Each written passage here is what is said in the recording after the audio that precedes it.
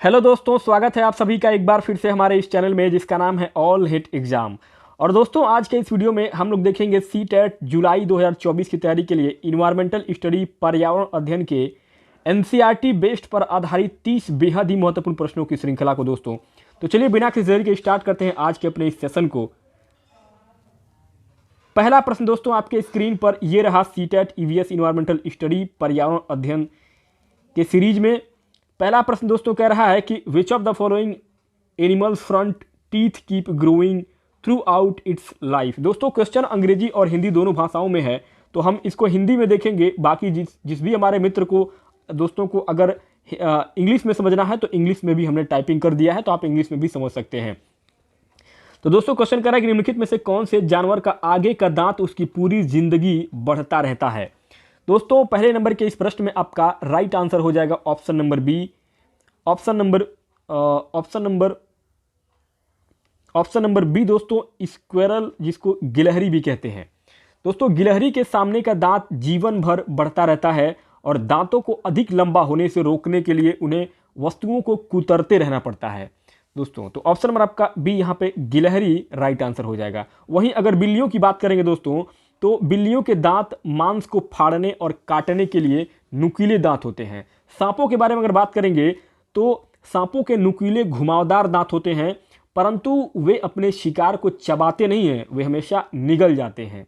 और वहीं अगर बाघ के बारे में बात करेंगे तो बाघ के नुकीले दांत उसे शिकार को दबोचने में मदद करते हैं। तो यहाँ पे आपका स्क्वायरल गिलहरी के दांत जो है वो पूरे जीवन बढ़ते रहते हैं। तो ऑप्शन नंबर आपका बी यहाँ पे स्क्वायरल गिलहरी राइट आंसर हो जाएगा। नेक्स्ट दोस्तों आगे क्वेश्चन नंबर सेकंड, दूसरा प्रश्न कह रहा है कि दूसरा प्रश्न है, नीचे दिए गए विकल्पों में से मधुमक्खी की सर्वाधिक उपयुक्त विशेषताएं पहचानिए। ऑप्शन ए, बी, सी और डी चारों आपके ये दिए गए हैं, जिसमें कह रहा है कि केवल रानी मक्खी ही अंडे देती है। बी, नर मक्खी की कार्यकर्ता के रूप में कोई विशेष भूमिका नहीं है। सी कह रहा है कि सभी मादा मक्खी अंडे देती है। डी कह रहा है कि कार्यकर्ता मक्खी भोजन को खोजती है और उसे छत्ते में लेकर आती है। तो दोस्तों इस 2 नंबर के प्रश्न में आपका राइट आंसर हो जाएगा ऑप्शन नंबर सी, यानी कि ए, बी और डी। ए, बी और डी आपका दोस्तों क्यों करेक्ट होगा, ध्यान देंगे। दोस्तों यहाँ पे हर छत्ते में एक रानी मक्खी होती है जो अंडे देती है। छत्ते में कुछ नर मक्खी कार्यकर्ता भी होती है। छत्ते में बहुत सारी काम करने वाली मक्खियाँ भी होते हैं और ये दिन भर काम करती हैं। शहद के लिए फूलों का रस ढूंढती हैं। नर मक्खी की कार्यकर्ता के रूप में कोई विशेष भूमिका नहीं है तथा कार्यकर्ता मक्खी भोजन को खोजती है और उसे छत्ते में लेकर आती है। तो ऑप्शन नंबर आपका सी यहाँ पे ए, बी और डी विकल्प आपका करेक्ट और राइट आंसर हो जाएगा। चलिए नेक्स्ट आगे अगला क्वेश्चन नंबर थर्ड। दोस्तों तीसरा प्रश्न कह रहा है कि वे व्यक्ति जो वनों में कम से कम 25 वर्षों से रह रहे हैं उनका वन भूमि और उसमें होने वाली उपज पर अधिकार हो जाता है। यह एक्ट लिया गया है। यह एक्ट किससे लिया गया है? तो दोस्तों यह जो एक्ट लिया गया है, यह एक्ट लिया गया है आपका ऑप्शन नंबर ए, वन अधिकार अधिनियम 2007। दोस्तों एक व्यक्ति जो वनों में कम से कम 25 वर्षों से रह रहे हैं उनका वन भूमि और उसमें होने वाली उपज पर अधिकार हो जाता है। यह एक्ट वन एक्ट के अधिकार 2007 से लिया गया है और यह कानून आदिवासियों को जंगल पर उनका हक दिलाता है तथा उन्हें जंगल से हटाया न जाने के कारण नियम बनाता है। भारतीय वन अधिनियम 1927 का उद्देश्य वनोत्पाद की आवाजाही को नियंत्रित करना, उस पर शुल्क लगाना था और यह किसी क्षेत्र को आरक्षित वन, संरक्षित वन या गांव के वन के रूप में घोषित करने के लिए अपनाई जाने वाली प्रक्रिया की व्याख्या भी करता है। और राष्ट्रीय वन नीति 1988 का मुख्य उद्देश्य पर्यावरण का पारिस्थितिकी संतुलन की स्थिरता और रख रखाव सुनिश्चित करना है दोस्तों। इसलिए आपका ऑप्शन नंबर ए यहाँ पे राइट टू फॉरेस्ट एक्ट 2007 वन अधिकार अधिनियम, ऑप्शन नंबर आपका ए यहाँ पे करेक्ट हो जाएगा। नेक्स्ट दोस्तों आगे क्वेश्चन नंबर 4, चौथा प्रश्न कह रहा है झूम खेती है। झूम खेती दोस्तों क्या होता है? झूम खेती जो होता है यह होता है आपका काट और दग्ध खेती। झूम खेती काट और दग्ध खेती होता है।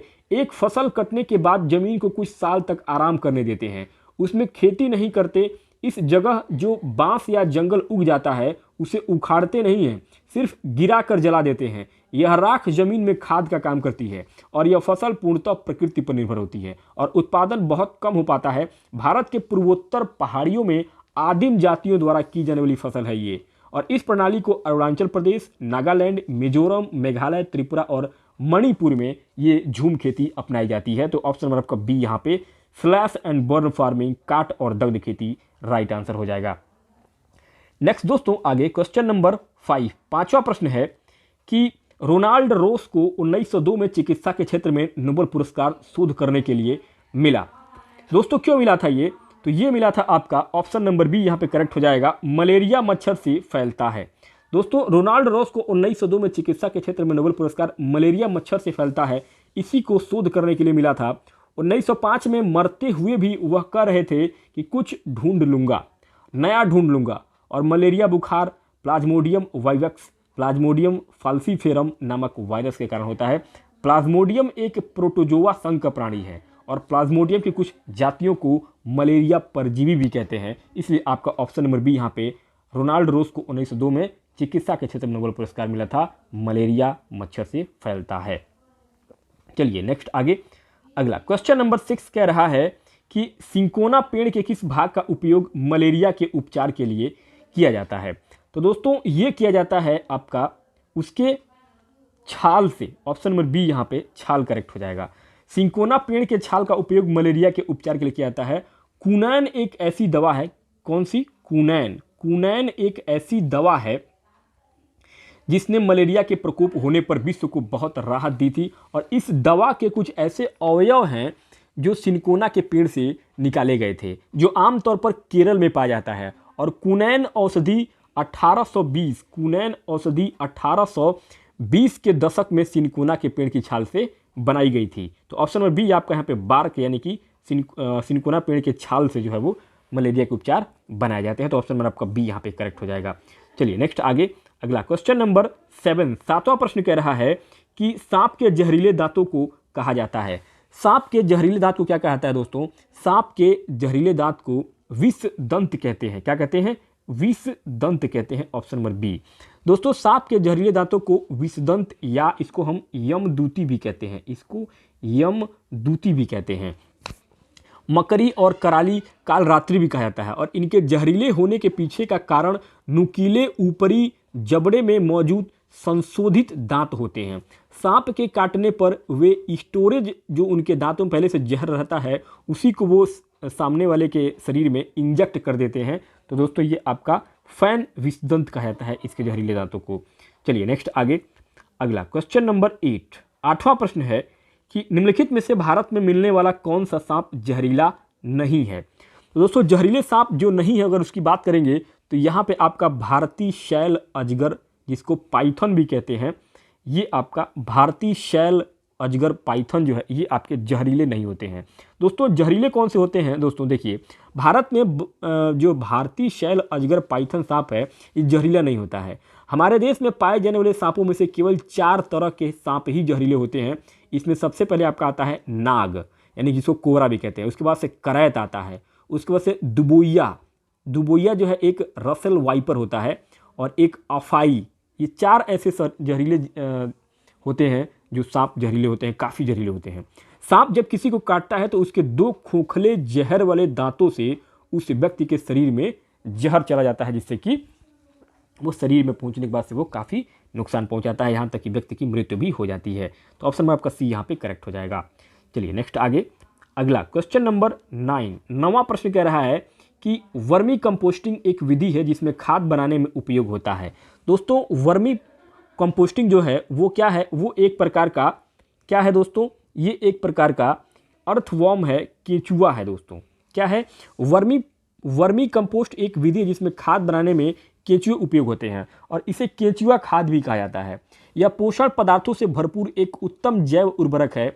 यह केंचुआ तथा अन्य कीड़ों के द्वारा वनस्पतियों एवं भोजन के कचरे इत्यादि को विघटित करके बनाई जाती है। वर्मी कंपोस्ट में बदबू नहीं होती है और मक्खी एवं मच्छर नहीं बढ़ते हैं तथा वातावरण भी प्रदूषित नहीं होता है, इसलिए आपका ऑप्शन नंबर सी यहाँ पे सही हो जाएगा। नेक्स्ट आगे दोस्तों अगला 10वां प्रश्न है कि पश्मीना ऊन किस जानवर से मिलती है? दोस्तों पश्मीना ऊन जो है ये आपका बकरी से मिलता है। बकरी से जो है पश्मीना ऊन मिलता है।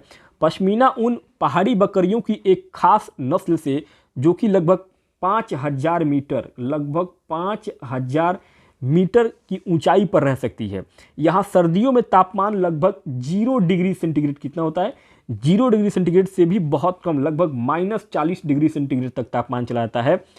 और माना जाता है कि पश्मीना शाल में लगभग 6 स्वेटरों के बराबर गर्मी होती है, और इतनी गर्म पर मोटी बिल्कुल नहीं। इसे लद्दाख में पश्मीना या कश्मीरी के नाम से भी जाना जाता है। तो ऑप्शन में आपका सी यहाँ पे बकरी जो है राइट आंसर हो जाएगा। नेक्स्ट दोस्तों आगे क्वेश्चन नंबर 11 कह रहा है,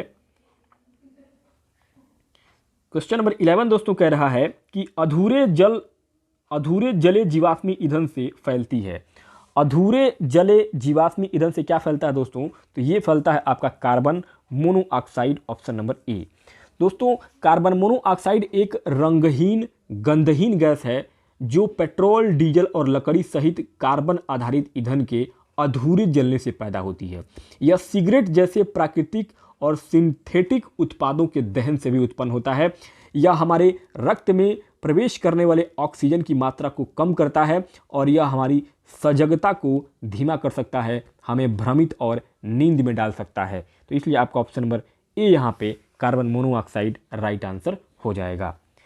नेक्स्ट आगे अगला क्वेश्चन नंबर 12 दोस्तों 12वां प्रश्न कह रहा है कि पौधों में पानी देने के लिए प्रयुक्त तकनीक जिसमें संकीर्ण नलियों से पानी सीधा पौधे के आधार में दिया जाता है, इसको क्या कहते हैं? दोस्तों इसको क्या कहते हैं? इसको कहा जाता है ड्रिप इरिगेशन, ड्रिप सिंचाई। अब ड्रिप सिंचाई क्या होती है दोस्तों? पौधों में पानी देने के लिए प्रयुक्त तकनीक जिसमें संकीर्ण नलियों से पानी सीधा पौधे के आधार में दिया जाता है, उसे ड्रिप सिंचाई कहते हैं। और यह सिंचाई की वह विधि है जिसमें सिंचाई के जल को पौधे के जड़ क्षेत्र में बूंद बूंद करके पहुंचाया जाता है, और इस विधि का विकास इजराइल में किया गया था। अब यह विधि जो है सभी देशों में लोकप्रिय होती जा रही है। तो ऑप्शन आपका डी यहाँ पे राइट आंसर हो जाएगा। चलिए नेक्स्ट आगे अगला क्वेश्चन नंबर 13वां प्रश्न कह रहा है कि निम्न पौधों में से कौन सा पौधा कीटों को जाल में फंसाता है और खा जाता है? तो दोस्तों कीटों को जाल में फंसाने वाला जो पौधा होता है वह पौधा है आपका घटपर्णी का पौधा। इसको क्या कहते हैं? घटपर्णी का पौधा। दोस्तों घटपर्णी का पौधा कीटों को जाल में फंसाता है और खा जाता है। यह एक द्विदली वर्ग नेपेथिन्स कुल का कीटभक्षी पौधा है जो श्रीलंका में, आसाम में तथा मेघालय राज्य की खासी पहाड़ियों का देशज है। मुख्यतः ये पौधे जो है एक शाक होते हैं, मतलब एक शाक की कैटेगरी में आते हैं, हर्ब में आते हैं, और दलदली या अधिक नम जगहों में उगते हैं। पौधे तंतुओं के सहारे ऊपर चढ़ते हैं और ये तंतु पत्तियों की मध्य सिरा की विशेष वृद्धि के फलस्वरूप बनते हैं। तो ऑप्शन आपका डी यहाँ पे घटपर्णी का पौधा राइट आंसर हो जाएगा। नेक्स्ट आगे दोस्तों अगला 14वां प्रश्न कह रहा है कि वर्षा के पानी को भविष्य में उपयोग करने के लिए संचित करना क्या कहलाता है? दोस्तों वर्षा के पानी को भविष्य में उपयोग करने के लिए संचित करना जो है ये आपका वर्षा के पानी का संचयन कहलाता है, भंडारण कहलाता है। दोस्तों वर्षा जल संचयन एक तकनीक है जिसका उपयोग भविष्य में इस्तेमाल करने के उद्देश्य जैसे कि कृषि आदि के लिए अलग अलग संसाधनों के विभिन्न माध्यमों के इस्तेमाल के द्वारा बारिश के पानी को बचा कर रखना और इकट्ठा करने की एक प्रक्रिया है। बारिश के पानी को प्राकृतिक जलाशय या कृत्रिम टैंकों में भी एकत्रित किया जा सकता है। इसलिए आपका ऑप्शन नंबर डी यहाँ पे राइट आंसर हो जाएगा। नेक्स्ट आगे क्वेश्चन नंबर दोस्तों 15वां प्रश्न कह रहा है कि निम्नलिखित में से कौन से रोग मच्छरों से फैलते हैं? मच्छरों से फैलने वाला कौन सा रोग है दोस्तों? मच्छरों से फैलने वाला जो रोग है ये है आपका ऑप्शन नंबर सी, ए, सी और डी। ए, सी और डी, मलेरिया, डेंगू और चिकनगुनिया। दोस्तों मलेरिया, डेंगू और चिकनगुनिया ये जो रोग है ये सब मच्छरों से फैलता है। जबकि निमोनिया की अगर बात करेंगे तो निमोनिया जो है ये फेफड़ों का एक संक्रमण है जो कि वायरस या बैक्टीरिया या कवक के कारण होता है। दोस्तों निमोनिया के अधिकांश मामले तब शुरू होते हैं जब संक्रामक कण नाक और मुंह से सांस लेते हैं, वायु मार्ग से फेफड़ों में जाते हैं। निमोनिया एक ही समय में एक या दोनों फेफड़ों को प्रभावित कर सकता है। तो यहाँ पे आपका ए, सी और डी राइट आंसर हो जाएगा।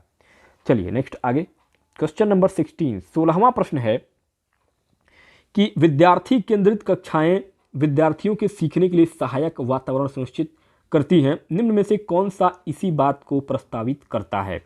तो दोस्तों जो प्रस्तावित करेगा इन चारों ऑप्शन में, वो करता है आपका ऑप्शन नंबर सी, अर्थात ऑप्शन नंबर सी दोस्तों, विद्यार्थी केंद्रित कक्षाएं विद्यार्थियों के सीखने के लिए सहायक वातावरण सुनिश्चित करती हैं, क्योंकि शिक्षक ऐसी सीखने की परिस्थिति उपलब्ध कराता है जो विद्यार्थियों को अवसर देती है कि वे अवलोकन करें, खोज करें, प्रश्न करें, प्रयोग करें तथा विभिन्न प्रत्ययों की समझ विकसित करें, जिससे विद्यार्थियों के सीखने की गति और शैली में लचीलेपन को ध्यान में रखने की अनुमति देता है कि कक्षा में बच्चे व्यापक रूप से भिन्न होते हैं। इस तरह यहाँ शिक्षक छात्रों को रटाने के बजाय सीखने में सक्रिय बनाने में लगे रहते हैं और परिणाम स्वरूप विद्यार्थियों में खुद ब खुद सीखने की प्रवृत्ति विकसित होती है। इसलिए आपका ऑप्शन नंबर सी यहाँ पे करेक्ट हो जाएगा। नेक्स्ट आगे, क्वेश्चन नंबर 17 दोस्तों, 17वां प्रश्न पूछ रहा है, कह रहा है कि कक्षा 5 के अध्याय दीवार के उस पार में एक शिक्षक आरिफ अपने छात्रों से जो खेल वो खेलते हैं उनके अनुभव साझा करने को कहते हैं, निम्न में से कौन सा उसके प्रयास को सबसे ज़्यादा स्पष्ट करेगा। तो दोस्तों उसके प्रयास को सबसे ज़्यादा जो स्पष्ट करेगा वह करेगा आपका option number C, option number C. दोस्तों क्यों करेगा, देखिए कक्षा 5 के अध्याय दीवार के उस पार में एक शिक्षक आरिफ अपने छात्रों से जो खेल वो खेलते हैं उनके अनुभव साझा करने को कहते हैं और कुछ मुद्दों की समझ का विकास, जैसे कि लड़के व लड़कियों के लिए एक जैसे खेल, सभी के लिए समान अवसर तथा टीम भावना इत्यादि, बच्चों को प्रोत्साहित करें कि वे टीम गेम्स में अपने लिए न खेलकर टीम के लिए मिलकर खेलें। बच्चों की यह समझ बनाने की कोशिश करें कि खिलाड़ी की योग्यता की पहचान उसके खेल से है, न कि उसकी जाति या उसकी आर्थिक स्थिति से। इसलिए आपका ऑप्शन नंबर सी यहाँ पे करेक्ट और राइट आंसर हो जाएगा। नेक्स्ट आगे दोस्तों, क्वेश्चन नंबर 18, 18वां प्रश्न पूछा जा रहा है कि निम्न में से कौन सी विधि प्राथमिक कक्षाओं में ईवीएस की समझ के लिए सबसे उपयुक्त है।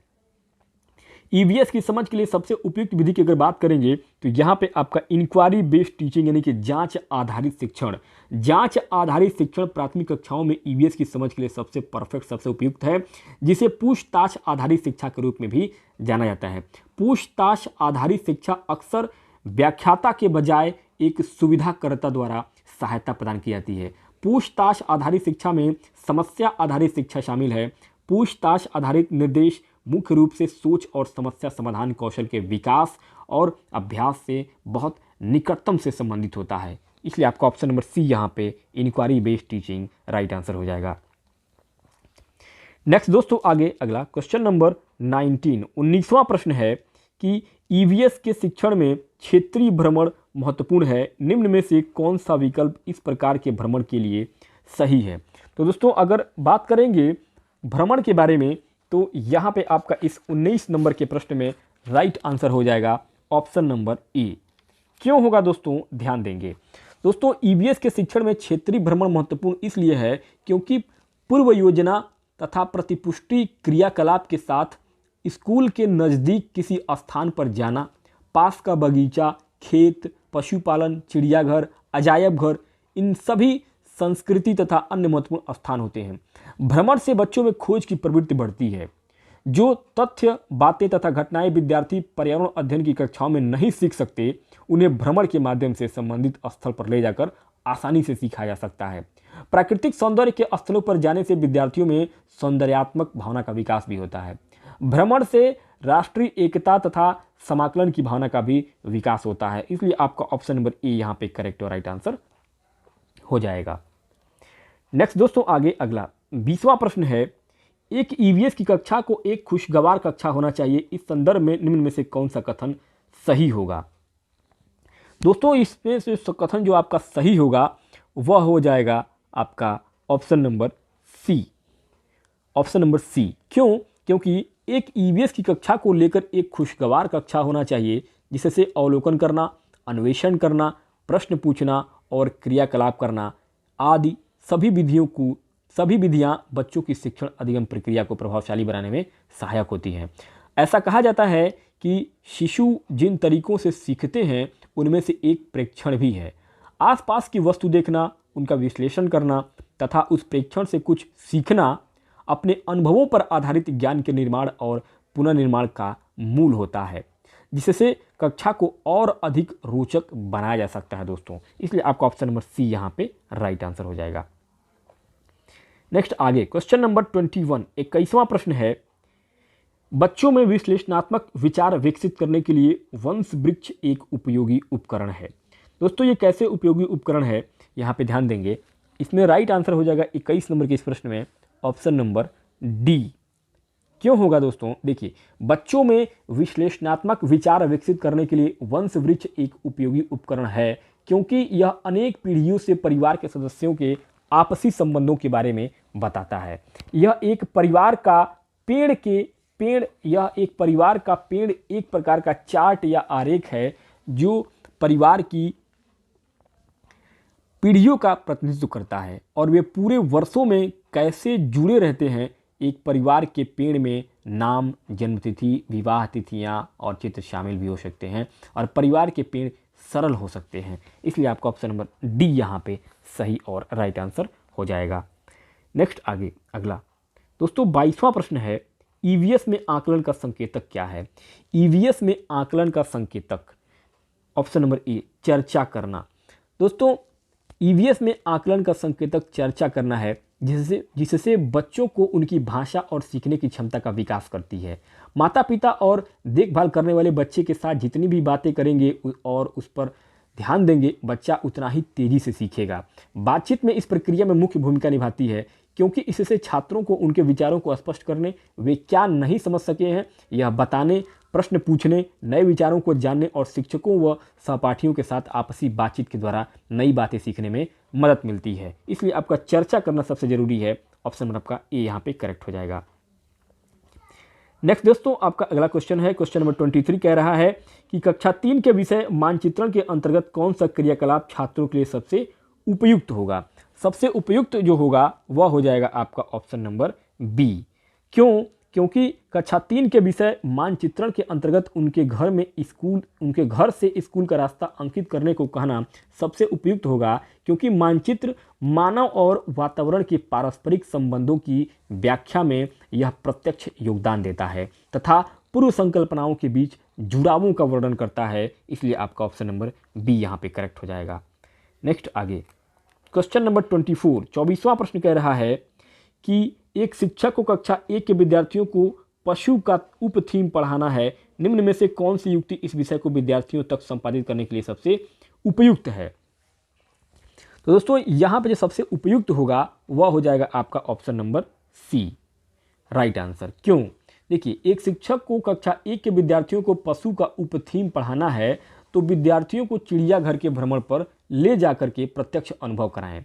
शिक्षक छात्रों को चिड़ियाघर में ले जाकर जीव विविधता का प्रत्यक्ष अवलोकन व निरीक्षण कराएं, जिससे छात्रों में स्पष्ट चिंतन का विकास हो सके। इसलिए आपका ऑप्शन नंबर सी यहाँ पे सही हो जाएगा। चलिए नेक्स्ट आगे क्वेश्चन नंबर 25 नंबर पर अगला प्रश्न है, डॉक्टर ब्यूमांट के प्रयोग विद्यार्थियों को वैज्ञानिकों की भूमिका समझने में सहायता करते हैं। नीचे लिखी वैज्ञानिक विधि को क्रम में व्यवस्थित कीजिए। जैसे आपका पहला है परिणामों को अंकित करना, दूसरा परिकल्पना प्रस्तावित करना, तीसरा प्रश्न पूछना, चौथा अनुमान का परीक्षण करना, पांचवा अनुमान लगाना और छठवां आपका परीक्षण करना। तो दोस्तों इसको अगर हम एक क्रम से लगाएंगे तो यहाँ पे आपका जो क्रम होगा वह हो जाएगा आपका option number D. Option number D यानी कि 6 3 2 5 4 1। दोस्तों डॉक्टर ब्यूमांट के प्रयोग विद्यार्थियों को वैज्ञानिकों की भूमिका समझने में सहायता करते हैं। वैज्ञानिक विधि के क्रम जो है, सबसे पहले आपका प्रेक्षण करना, उसके बाद प्रश्न पूछना, उसके बाद परिकल्पना प्रस्तावित करना, उसके बाद अनुमान लगाना, उसके बाद अनुमान का परीक्षण करना और लास्ट में परिणामों को अंकित या रिकॉर्ड करना और निष्कर्ष निकालना होता है। तो यह जो आपका 6 3 2 5 4 1 जो है यही आपका सबसे अनुक्रम सही हो जाएगा। नेक्स्ट आगे दोस्तों क्वेश्चन नंबर 26 26वां प्रश्न है कि विद्यार्थियों को जैव विविधता का अनुभव देने के लिए कौन सी युक्ति ठीक है? तो दोस्तों विद्यार्थियों को जैव विविधता का अनुभव देने के लिए जो युक्ति सबसे जरूरी होगी वह हो जाएगा आपका ऑप्शन नंबर सी, अर्थात विद्यार्थियों को जैव विविधता का अनुभव देने के लिए पक्षी अभ्यारण्य में ले जाना ठीक होगा, जिससे विद्यार्थियों को क्षेत्र भ्रमण से ज़्यादा सीखने में मदद मिलेगी। जैसे विद्यार्थी सामाजिक वातावरण के संपर्क में आते हैं, वस्तुओं को प्रत्यक्ष देखने से ज्ञान में वास्तविकता का रूप आ जाता है। छात्रों में जैव विविधता के प्रति रुचि उत्पन्न होती है और इस विधि में विद्यार्थी प्रकृति को यथार्थ से देखता है। इसलिए आपका ऑप्शन नंबर सी यहाँ पे सही हो जाएगा। नेक्स्ट दोस्तों, आगे क्वेश्चन नंबर 27 कह रहा है कि आदित्य एक होनहार विद्यार्थी है। उसे लगता है कि उसकी कक्षा के शिक्षक उसकी जिज्ञासा की पूर्ति के लिए कार्य करें। उसके शिक्षक को किस प्रकार हस्तक्षेप करने की आवश्यकता है? दोस्तों, उसके शिक्षक को हस्तक्षेप करने की जो आवश्यकता है वह है आपका ऑप्शन नंबर डी, उसके लिए कुछ विशिष्ट शिक्षण सामग्री का प्रयोग करना। कैसे? देखिए, आदित्य एक होनहार विद्यार्थी है और उसे लगता है कि उसकी कक्षा के शिक्षक जिज्ञासा की पूर्ति के लिए कार्य करें, तो उसके लिए कुछ विशिष्ट सामग्री का प्रयोग करना चाहिए जिससे कि आदित्य की जिज्ञासा पूर्ति हो सके। इसलिए आपका ऑप्शन नंबर डी यहाँ पे सही हो जाएगा। नेक्स्ट दोस्तों, आगे क्वेश्चन नंबर 28 कह रहा है कि इनमें से क्या पर्यावरण अध्ययन का भाग है? पर्यावरण अध्ययन का जो भाग है वह है आपका ऑप्शन नंबर ए, विज्ञान, सामाजिक विज्ञान, पर्यावरण शिक्षा से संबंधित मुद्दे और सरोकार। दोस्तों, विज्ञान, सामाजिक विज्ञान और पर्यावरण शिक्षा से संबंधित मुद्दे और सरोकार, ये सभी पर्यावरण अध्ययन के भाग हैं। पर्यावरण मूलतः पारिस्थितिकी के सिद्धांत, प्राकृतिक संसाधनों तथा प्रबंधन का मिला जुला परिवेश है। पर्यावरण ही किसी भी जीवित जीव के जीवित रहने के योग्य परिस्थिति का निर्माण करता है दोस्तों। इसलिए आपका ऑप्शन नंबर ए यहाँ पे करेक्ट हो जाएगा। नेक्स्ट दोस्तों, अगला क्वेश्चन नंबर 29 29वां प्रश्न है कि धीमी गति से सीखने वाले विद्यार्थियों के लिए पर्यावरण अध्ययन में सीखने सिखाने के लिए नाटक एक उत्तम विधा मानी जाती है। कौन सा कारण नाटक चुनने के लिए सबसे उचित होगा? तो दोस्तों, यहाँ पे अगर बात करेंगे तो ए, बी, सी, ये तीनों आपके जो दिए गए हैं कथन, इसको ध्यान में रखते हुए यहाँ पे जो आपका राइट आंसर हो जाएगा वह हो जाएगा आपका ऑप्शन नंबर ए, यानी कि ए और बी। कैसे? देखिए, धीमी गति से सीखने वाले विद्यार्थियों के लिए पर्यावरण अध्ययन में सीखने सिखाने के लिए नाटक एक उत्तम विधा मानी जाती है, क्योंकि पारस्परिक क्रिया के नाटक उनकी स्मृति में अधिक समय तक रहते हैं तथा पारंपरिक नाटकीय विधाएं बालक के लिए विषय वस्तु से उसे जोड़ने में सरल होती है। जबकि हम यह नहीं कह सकते हैं कि धीमी गति से सीखने वाले विद्यार्थी ही अभिनय पसंद करते हैं, क्योंकि अभिनय सभी विद्यार्थियों के सीखने में रुचिकर होता है। इसलिए आपका ऑप्शन नंबर ए यहाँ पे, ए और बी आपका यहाँ पे करेक्ट राइट आंसर हो जाएगा। नेक्स्ट दोस्तों, 30 नंबर पर आपका आखिरी प्रश्न होगा इस वीडियो में। पर्यावरण अध्ययन की पाठ्यपुस्तक विद्यार्थियों को सहायता करती है। दोस्तों, पर्यावरण अध्ययन की पाठ्यपुस्तक विद्यार्थियों को सहायता करती है उनके सभी संसाधनों के द्वारा ज्ञान की रचना करने में। कैसे? दोस्तों, पर्यावरण अध्ययन की पाठ्यपुस्तक विद्यार्थियों को सभी संसाधनों के द्वारा ज्ञान की रचना करने में सहायता करती है, जिससे विद्यार्थियों के बहुमुखी और सर्वांगीण विकास होता है। इन संसाधनों के अंतर्गत भौतिकी विज्ञान, रसायन विज्ञान, जैविकी, भूगोल, इतिहास, नागरिक शास्त्र, समाजशास्त्र, अर्थशास्त्र आदि सभी विषयों की आवश्यकता होती है। इसलिए आपका ऑप्शन नंबर सी यहाँ पे राइट आंसर हो जाएगा। तो दोस्तों, इस प्रकार से इस वीडियो में हम लोगों ने ईवीएस इन्वायरमेंटल स्टडी पर्यावरण अध्ययन के बेहद ही महत्वपूर्ण 30 प्रश्नों को देखा है, जो कि आपके एनसीईआरटी बेसिस पर आधारित थे, और कुछ क्वेश्चन जो है वो आपके प्रीवियस ईयर के यानी कि पिछले साल के भी क्वेश्चन इसमें शामिल किए गए थे।